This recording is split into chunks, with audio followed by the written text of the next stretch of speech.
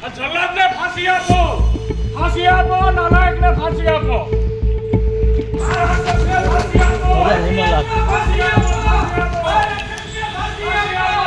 માલધારી સમાજે આ માંગ જેના માટે કરી છે તે છે શૈલેષ ખાંભલા. આ એ જ શૈલેષ ખાંભલા છે કે જેને એક એવી ઘટનાને અંજામ આપ્યો છે જે સમગ્ર ગુજરાતમાં ચર્ચાનો વિષય બની છે. આસિસ્ટન્ટ કન્ઝર્વેટર ઓફ ફોરેસ્ટ એટલે કે ACF શૈલેષના 7 દિવસના રિમાન્ડ મંજૂર થઈ ગયા છે. હવે શું છે સમગ્ર ઘટના તે સાંભળો. મિત્રો, ભાવનગરના તળાજામાં આવેલા કાંચના તળાવ સામે ફોરેસ્ટ કોલોનીની આ ઘટના છે.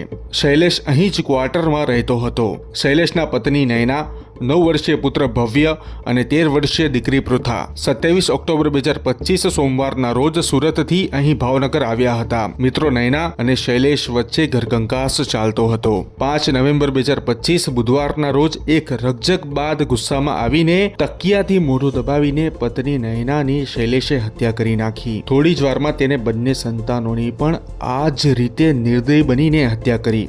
7 નવેમ્બર 2025 શુક્રવારના રોજ શૈલેષે ભરતનગર પોલીસ સ્ટેશન પહોંચીને પત્ની અને સંતાનોના ગુમ થયા હોવાની ફરિયાદ કરી અને 12 નવેમ્બર 2025 બુધવાર આ તારીખ બાદ તે સુરત પહોંચ્યો. મિત્રો, આ કેસની તપાસ કરતા શંકા શૈલેષ પર ગઈ હતી. પોલીસે કડક રીતે પૂછપરછ કરતા શૈલેષે આ ઘટનાને અંજામ આપ્યા હોવાનું સ્વીકાર્યું હતું. એટલું જ નહીં, આ ખાડા તેને હત્યાને અંજામ આપવા પહેલા જ ખોદાવીને રાખ્યા હોવાનું જાણવા મળ્યું છે.